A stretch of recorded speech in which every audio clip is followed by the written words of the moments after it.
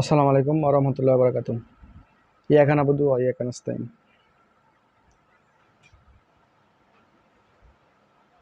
মহান আল্লাহ তাআলার দরবারে লাখো কোটি শুকরিয়া যে আল্লাহ পাক আমাদেরকে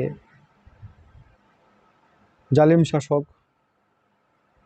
যারা জোর করে দীর্ঘ ১৬ বছর আমাদের মাথার উপর বসে আমাদের এই স্বাধীন দেশে তারা অরাজকতা সৃষ্টি করেছে। মহান আল্লাহ তাআলা তার কুদরতি ক্ষমতার বলে আমাদের মাথার উপর থেকে বোঝা সরিয়ে দিয়েছেন। সেই জন্য মহান আল্লাহ তাআলার দরবারে লাখ কোটি শুকরিয়া। আর বিশেষ করে যারা ওই ছাত্র আন্দোলনের সাথে সংশ্লিষ্ট সকল ছাত্রছাত্রীদেরকে জানাই আমার পক্ষ থেকে প্রাণঢালা ভালোবাসা এবং অভিনন্দন।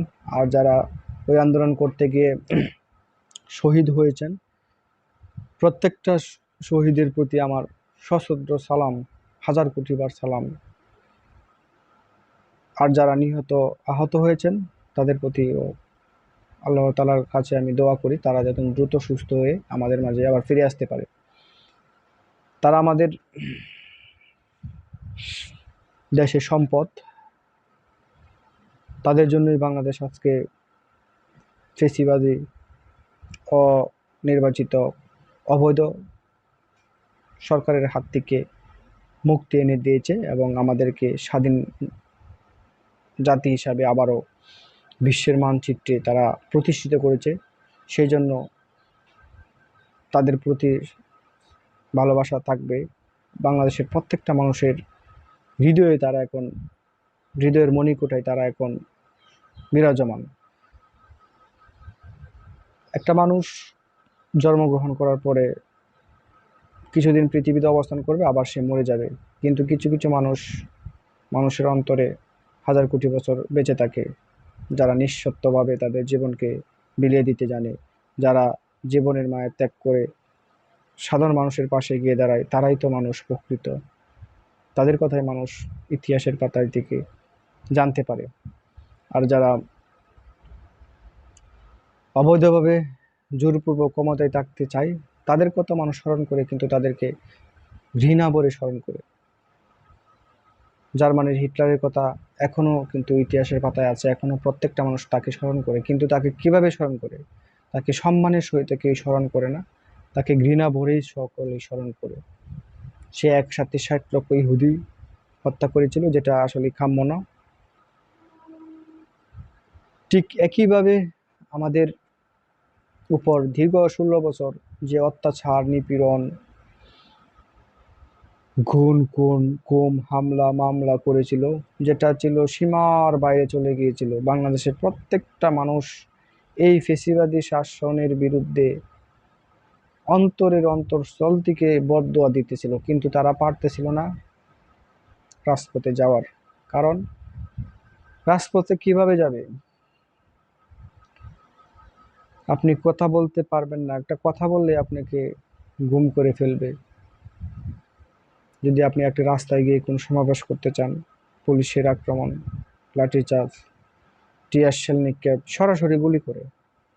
ওইটা একটা স্বাধীন রাষ্ট্রের চিত্র হতে পারে না। এই অবৈধ সরকার প্রথমে সেই আমাদের ৫৭ জন বিডিআরকে, দেশপ্রেমিক বিডিআর যারা দেশের জন্য জীবন দেওয়ার জন্য সর্বদা প্রস্তুত থাকতো, তাদেরকে হত্যা করলো। তাদেরকে হত্যা করার পর আবার সেই ২০১৩ সালে বাংলাদেশের হেফাজত ইসলামের ব্যানারে সারা বাংলাদেশের ধর্মপ্রাণ ইমানদার মুসলিম জনতা যখন রাজপথে নেমে আসছিল রাতের আঁধারে, তাদেরকে নির্বিচারে পাখির মতো গুলি করে অসংখ্য মানুষ হত্যা করেছিল। তারপর মানুষ ভয় পেয়ে যায়, তখন আর রাজপথে নামার সাহস মানুষ করতে পারে নাই। তাছাড়াও প্রত্যেকটা দিন বিএনপি, জামাত ইসলামের নেতাকর্মীদেরকে দেওয়া, ঘর থেকে ধরে নিয়ে যাওয়া, গুম করা, সব ধরনের অন্যায় অবিচার তারা আমাদের উপর চালিয়েছিল। শুধু যে বিএনপি জামাতের উপর অন্যায় অত্যাচার চালিয়েছিল এ কথা বললেও ভুল হবে। এই ফ্যাসিবাদী সরকারের বিরুদ্ধে যে কেউ যদি কোনো ধরনের কথা বলতো তাকে সাথে সাথে গুম করে ফেলতো। এই বুয়েটে একটা মেধাবী ছাত্র আবরার পাহাড় একটা ফেসবুকে অল্প কিছু স্ট্যাটাস দিয়েছিল দেশপ্রেমে উজ্জীবিত হয়ে, তাকে ছাত্রলীগের ক্যাডার বাহিনীরা নির্মমভাবে পিটিয়ে হত্যা করেছিল। এভাবে মানুষের মনের মধ্যে তারা আতঙ্কের রাজত্ব সৃষ্টি করেছিল। অর্থাৎ একমাত্র আওয়ামী লীগ সরকারই যা বলবে সবই সঠিক, আর অন্য কেউ কোনো ধরনের মতামত, কোনো ধরনের মন্তব্য করার সাহস রাখে নাই।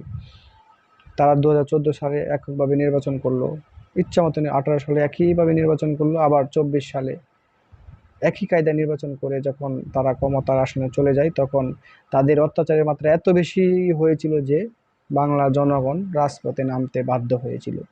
আর বাংলা জনগণ যখন রাজপথে নেমেই গেল, তখন তাদেরকে আর ঘরে ফেরানো গেল না। তারা তাদের কাঙ্ক্ষিত লক্ষ্য অর্জন করার পরেই ঘরে ফিরল। যাই হোক, যা বলতেছিলাম, এই যে এত জুলুম অত্যাচার মানুষের উপর করলেন, এত এত শত কোটি কোটি টাকার ব্যাংক ব্যালেন্স করলেন, এখন আপনাদের অবস্থা কি হবে একবার ভাবেন তো। আর আপনারা যার পিছনে গিয়ে রাজনীতি করেন, সেই আপনাদের প্রিয় নেতৃত্ব শুধুমাত্র তার নিজের বোনকে নিয়ে হেলিকপ্টার দিয়ে আপনাদেরকে এই বিপদের মধ্যে রেখে চলে গেল। আপনারা কেমন নেত্রীর পিছনে রাজনীতি করেন সেটা আমার বুঝে আসে না। এখনো আওয়ামী লীগের অনেক ভাইয়েরা আছেন যারা এখনো বলেন শেখ হাসিনাকে দেশে ফিরিয়ে আনবেন। ভালো কথা, আপনারা আনতে পারেন, কিন্তু আপনারা নেত্রীরা কতটুক স্বার্থপর নেত্রীর পিছনে আপনারা সময় ব্যয় করতেছেন, যে নেত্রী আপনাদের কথা একবারও বিবেচনা করলো না। যে ওই নেত্রী চলে যাওয়ার পরে আপনাদের কর্মীদের কি অবস্থা হবে। বিএনপির নেতা বেগম খালেদা জিয়াতেও, তিনি তো দেশ ছাড়েন নাই, তিনি তো দেশের মধ্যেই ছিল। স্বৈরাচারী আরেকটা সরকার আপনারা বলেন যে এরশাদ নাকি স্বৈরাচারী শাসক, যেহেতু 10 বছর জোরপূর্বক ছিল বলতেই পারেন, কিন্তু উনিও তো দেশ ছেড়ে চলে যায় নাই, এই দেশেই ছিল এবং জেলখানাতে ছিল, নেতাকর্মীদের সাথেই ছিল। কিন্তু আপনি কেন চলে গেলেন নেতাকর্মীদেরকে রেখে? আর এইরকম ভলদ মার্কা নেতাকর্মী আওয়ামী লীগের, আমি আসলে আমার হাসি পাই তাদের কথাবার্তা শুনে। তাদের যে কথাবার্তা আসলেই এটা কোনো শিক্ষিত সমাজের মানুষের কাছে গ্রহণযোগ্যতা পেতে পারে না। যেই নেত্রীর পিছনে আপনারা ঘোরাঘুরি করেন, সেই নেত্রী আপনাদেরকে বিপদের মুখে রেখে চলে গেল, আর আপনারা এখনো ওই নেত্রীর গুণগানী গান, এখনো বলেন ওই নেত্রীকে ফিরিয়ে আনতে। আপনাদের ন্যূনতম লজ্জাবোধ নাই, লজ্জা শরম থাকার দরকার ছিল আপনাদের।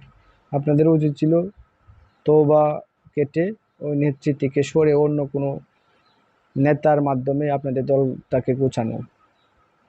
আর আওয়ামী লীগ সরকার যে অত্যাচার নির্যাতন করেছে, তাদেরকে খুব সহজে রাজনীতি ফিরিয়ে আনা শুভ হবে আমি বলে মনে করি না। তাদেরকে মিনিমাম 10 থেকে 15 বছর রাজনীতি সম্পূর্ণভাবে নিষিদ্ধ করা বাংলাদেশের প্রত্যেকটা নাগরিকের চাওয়া পাওয়া, বা তারা আমরা দাবি জানাই যাতে আওয়ামী লীগের রাজনীতি 15 থেকে 20 বছর নিষিদ্ধ করার পর তারা এদেশের মানুষের কাছে ক্ষমা প্রার্থনা করে তারপর তারা রাজনীতি করতে পারবে। অন্যথায় তাদের রাজনীতি করার সুযোগ দেওয়া ঠিক হবে বলে আমার কাছে মনে হয় না। তাদেরকে আগে জনগণের কাছে ক্ষমা চাইতে হবে, হাত জোর করে। ক্ষমা চাওয়ার পর বাংলাদেশের মানুষ যদি মনে করে তাদেরকে রাজনীতি করার সুযোগ দিবে, তাহলে তারা রাজনীতি করবে, অন্যথায় তারা রাজনীতিতে আসার কোনো প্রশ্নই আসে না। যেহেতু বিশাল একটা অংশ আওয়ামী লীগের সাথে জড়িত, আপনাদেরকে উদ্দেশ্য করে বলতেছি, আপনারা এখন চুপ থাকেন আর বিশৃঙ্খলা করার চেষ্টা করেন না, করলে আপনাদেরই ক্ষতি হবে।